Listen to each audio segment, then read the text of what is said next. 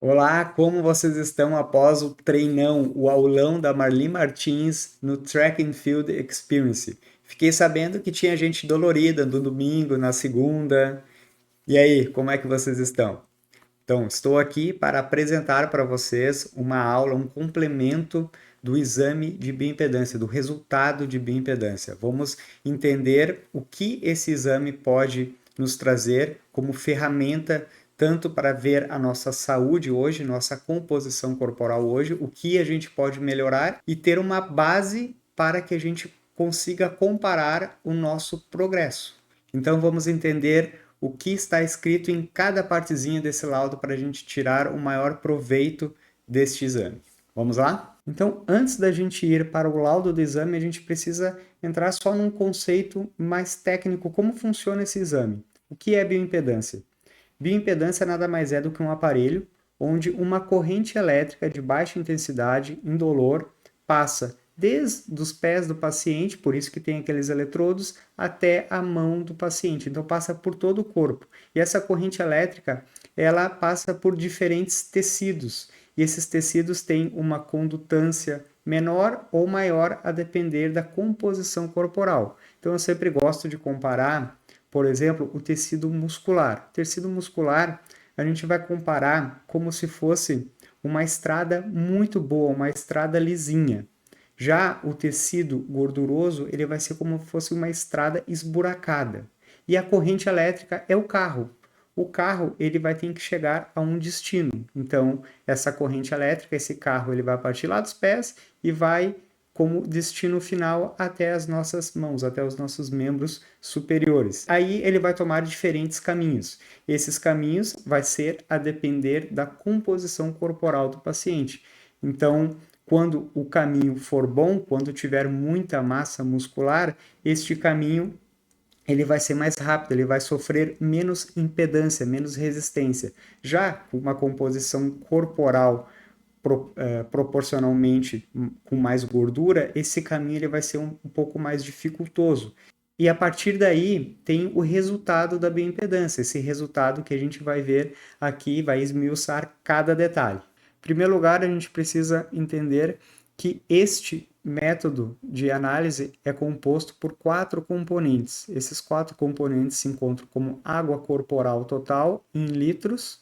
A água corporal total está dentro e fora da célula, intracelular e extracelular. E a água total é correspondente também à nossa composição corporal. O músculo ele tem em torno de 70% de água, já o tecido adiposo tem 10% de água. Então, uma pessoa mais musculosa vai ter mais água. Então, aqui a gente vai ver mais à frente, mas a gente vai já ver que esta paciente tem bastante músculo e está aqui no limite superior de água. É completamente normal esta métrica aqui de água corporal total estar bem acima, visto que a paciente tem bastante músculo. Segundo componente, a proteína, digamos que é a parte seca do músculo, em torno aqui de 9,7 quilos. Então é importante diferenciar que aqui não é o peso ósseo de todos os ossos do nosso corpo, e sim os minerais, e esses minerais pesam aqui em torno de 3,2 quilos. E a variação aqui vai de 2,6 a 3,2% do peso corporal ideal para o paciente. Aqui, voltando um pouquinho aqui, a proteína equivale a 7,8 a 9,5. Então essas métricas aqui é tudo personalizada de acordo com o peso ideal do paciente. Já a massa de gordura desta paciente é 8,2 e aqui temos uma variação de 11,4 a 18,13. Então aqui a gente vê que a massa de gordura dessa paciente está abaixo do que é considerado normal. E a soma de tudo isso aqui, temos o peso total do paciente, 56 quilos. Descendo um pouquinho mais, tem a análise músculo-gordura. Antes de entrar nessa análise propriamente dita, eu preciso explicar para vocês as métricas, qual a referência que usamos para comparação. Essa referência, ela é o peso padrão. O peso padrão de um paciente, ele é o IMC ideal vezes a altura ao quadrado. E qual é o IMC ideal para um paciente? temos como padrão o IMC do homem de 22 e o IMC da mulher de 21,5. Então, de acordo com esse valor padrão, vai ser feita os cálculos para o peso ideal do paciente. E mais uma coisinha, aqui a gente vai entrar nestes numerozinhos aqui em cima para vocês entenderem. Não vamos entrar tão a fundo aqui, mas a gente vê que esse numerozinho aqui, ele está em porcentagem. Então, a gente vai tomar o 100% como a nossa referência. O 100% é o peso ideal, é a massa muscular esquelética ideal para o peso do paciente e é a massa de gordura ideal para o peso do paciente. Esta é a nossa referência. Então, para entender aqui com o peso. Digamos que o paciente tem 70 quilos. 70 quilos é o 100%. Ele é ideal. Pegamos um paciente hipotético aqui. Não é este paciente. Digamos que 70 quilos é o peso ideal. Então, tem uma variação da normalidade. Essa variação, neste caso aqui, nessas métricas, é de 15% para cima e 15% para baixo. Então, um paciente de 70 quilos, a gente sabe que 15% a mais do que 70 quilos ainda está dentro da faixa da normalidade. Então, por exemplo, um paciente com 70 quilos, até, digamos que 15% é 10,5 quilos. Então, um paciente com 70 mais 10,5 quilos, 80 quilos e meio, está dentro da normalidade. Assim como uma variação para baixo também é normal, 15% para baixo, 10,5%. Então, em torno ali de 60 quilos, né? Vamos arredondar aqui. 60 quilos ainda está dentro da normalidade. E para isso servem as outras métricas também. Então, para entender melhor essas métricas, eu vou passar os números aqui e a gente vai entender qual é a proporção ideal de cada componente do nosso corpo. Então, essa é uma parte mais técnica, mas a gente precisa entender isso para interpretar melhor os resultados. Então, a gente já vai partir para a parte prática mesmo, né, do nosso exame, para a gente avaliar como está o nosso exame. Mas, para isso, eu preciso explicar para vocês esse 100% da massa muscular esquelética e esse 100% da massa de gordura corporal. Aqui a gente vê que a massa muscular esquelética ela pode variar 10% para cima e 10% para baixo e ainda está dentro da faixa da normalidade. E aqui a gente já vê diferente na gordura, que tem uma variação maior. Aqui o 100% e 160%, ou seja, 60% a mais de gordura na composição corporal, tomando como base essa massa de gordura, que a gente já vai falar um númerozinho, ainda está dentro da normalidade, assim como 20% para baixo.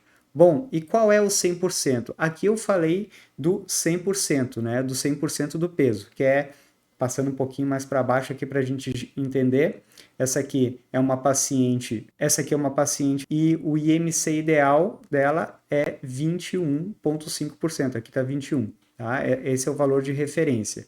E o valor de referência da massa muscular esquelética é diferente para homens e para mulheres. Para homens, equivale a 47% do peso corporal e para mulheres, 42% do peso corporal. E essa porcentagem é de acordo com este número que eu falei, com essa porcentagem. Então, por isso que é melhor estar em gráficos, né? Porque quando a gente faz a porcentagem da porcentagem, fica um pouquinho complicado. Então, é muito melhor estar aqui em gráfico com um número 100 de referência. Já a massa de gordura da mulher e do homem também tem métricas diferentes entre os sexos, variando como a referência o 100 de 15% para homem e 23% para a mulher. E a gente já viu então que neste exame, no laudo, o número 100 ele vai ser diferente para cada um dos sexos. Então, visto isso, a gente vai olhar agora a prática mesmo, né? Se o nosso exame está bom, se a gente pode melhorar o que a gente precisa fazer, né, para a gente atingir o nosso objetivo no sentido de resultado de exames e não no sentido na prática, né? No resultado de exame, o que é o ideal? Eu diminuir isso, aumentar aquilo? Então vamos lá. Então, para entender de forma didática essa análise músculo-gordura, a gente ainda está nesse quadrinho, a gente vai para a parte prática mesmo.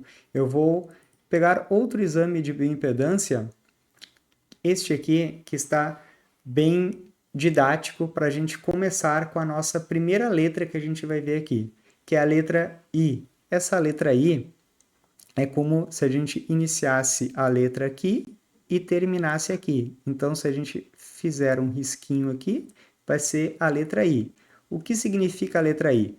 A letra I significa que proporcionalmente a composição corporal deste paciente está equilibrada.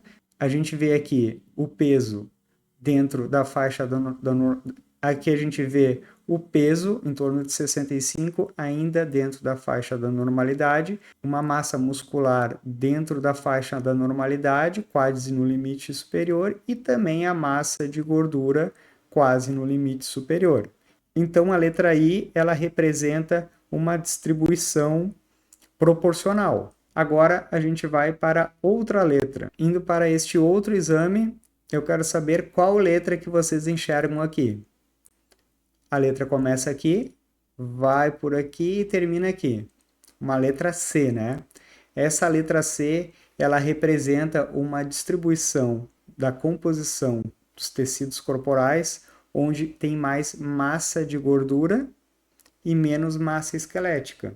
Embora o IMC deste paciente do sexo masculino está dentro da normalidade, a gente vê que a massa de gordura dele está dentro, quase passando o percentil superior.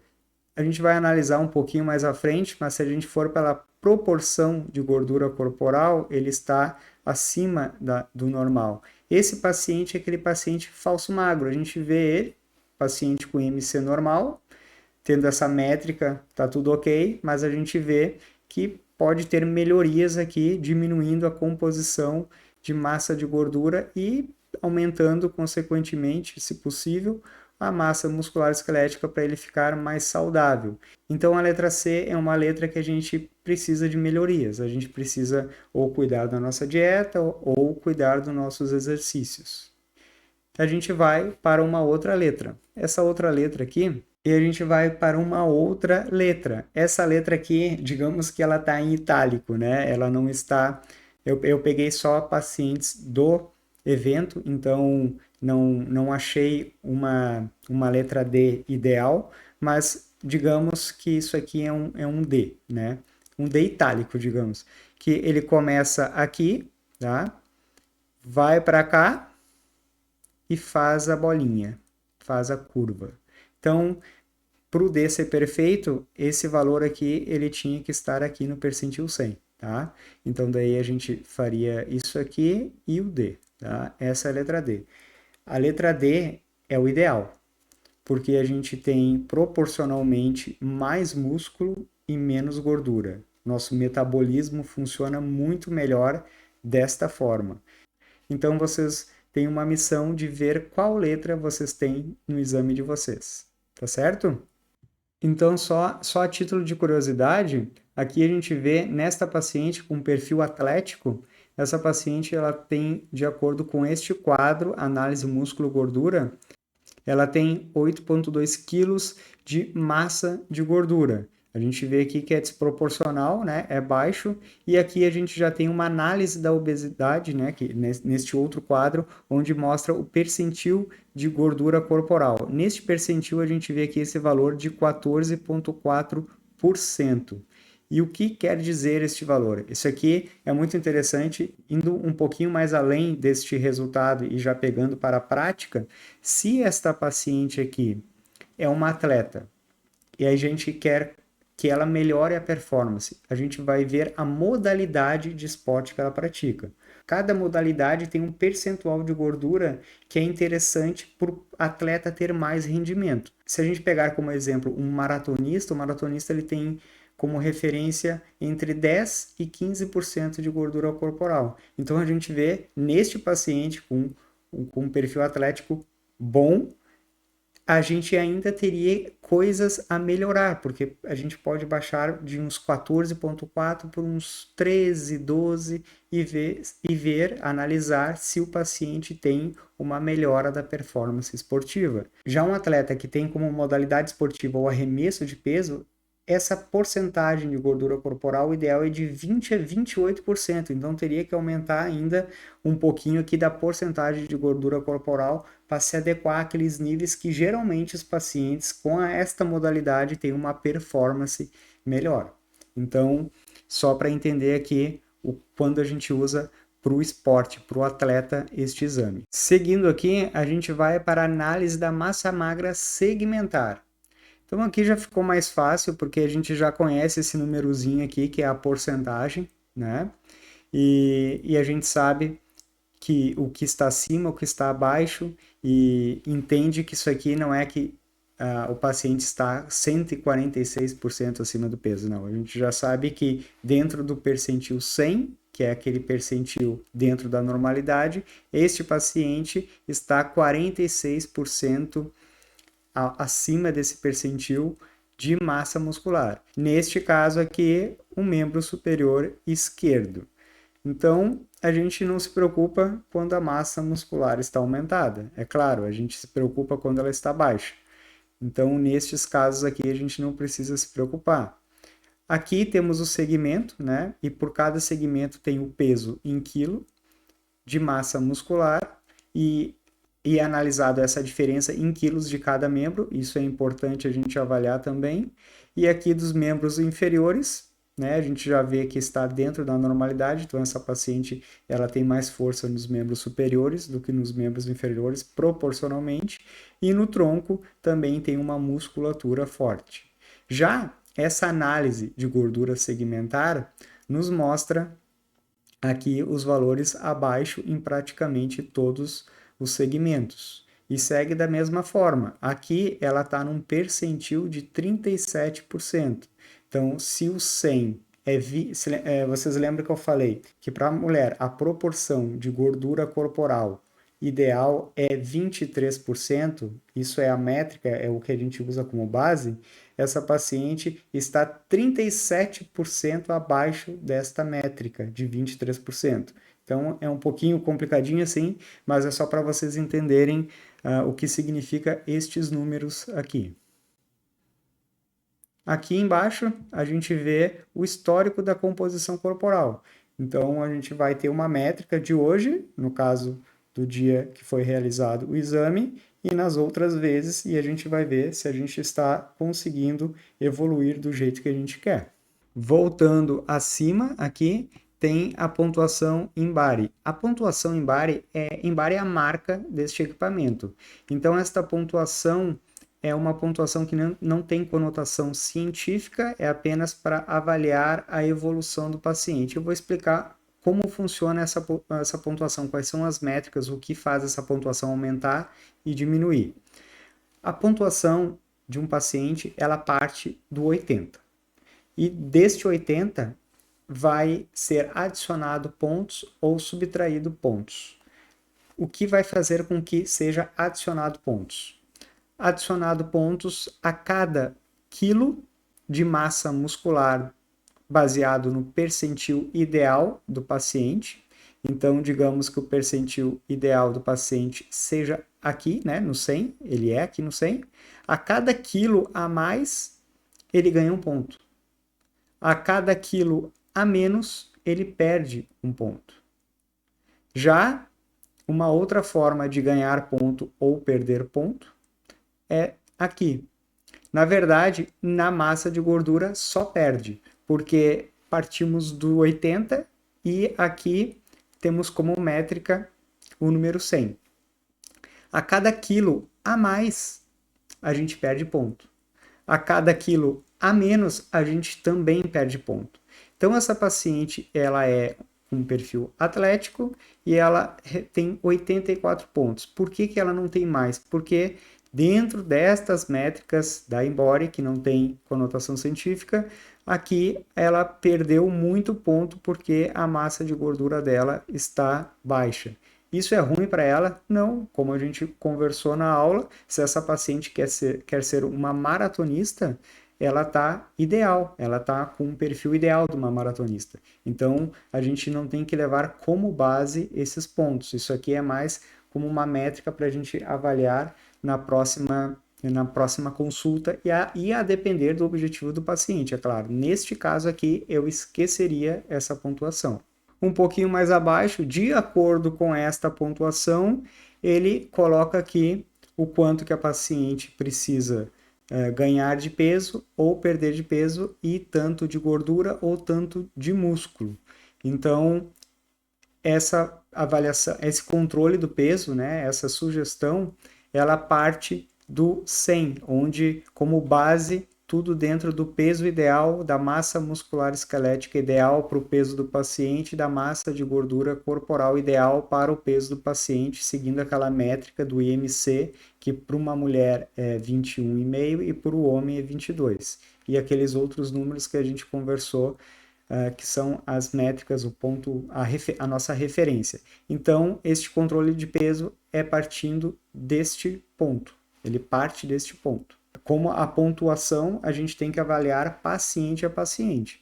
Se o paciente quer buscar ser saudável, eu acho que é interessante seguir essas métricas, sim. Né? Mas se o paciente quer ser um atleta, vai depender da modalidade e por aí vai. Já nestes outros dados adicionais, a gente tem aqui a massa muscular esquelética em quilo, a massa livre de gordura, que nada mais é do que o peso menos a gordura, a taxa metabólica basal, que é o quanto de caloria a gente precisa para o nosso corpo ter as funcionalidades básicas, digamos assim, como eu comparei com um carro, quando o carro está com o motor ligado, sem ar-condicionado, sem acelerar, sem estar num trajeto, ele precisa gastar a gasolina necessária para estar ligado e para estar parado.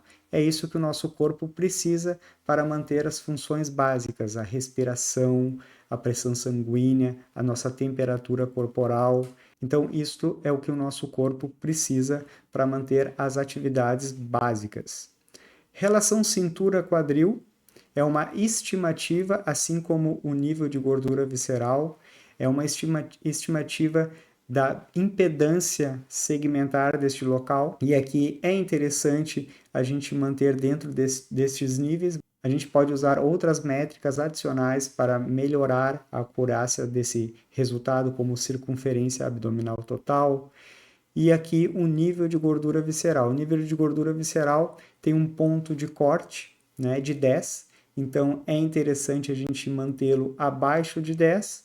Acima de 10 a gente tem maiores riscos de doenças cardiovasculares, como um infarto agudo no miocárdio, um AVC, né, um acidente vascular encefálico, um AVC, um AVE. E aqui a gente tem o grau de obesidade. O grau de obesidade, na verdade, é o grau de sobrepeso, que nada mais é do que uma fórmula. Essa fórmula é o IMC ideal dividido por o IMC do paciente vezes 100. Isso aí dá este valor e existe aí um percentil de 90 a 110 que a gente deve estar, dependendo do caso, né, nosso objetivo, estar dentro dessa métrica aqui. Então eu espero que tenham gostado dessa aula. Essa aula eu tentei ser o mais didático possível, mas também o mais prático possível. Para ser didático, a gente precisa entrar nos detalhes para entender direitinho o que esse exame pode nos trazer de informação para a nossa melhora, para a melhora da nossa saúde. E para quem não me conhece, aqui está um pouco do meu currículo. Eu sou o Dr. Renato Suzin, sou médico nutrólogo e junto com a profissional Marli Martins, a gente criou uma plataforma online com conteúdos de nutrologia, com abordagem da medicina funcional integrativa e atividade física, exercícios físicos, ministrado pela Marli Martins. Essa plataforma é a Nutro Saúde, eu vou deixar o link aqui embaixo. E peço um like, isso vai ajudar muito a divulgar o nosso trabalho. Muito obrigado.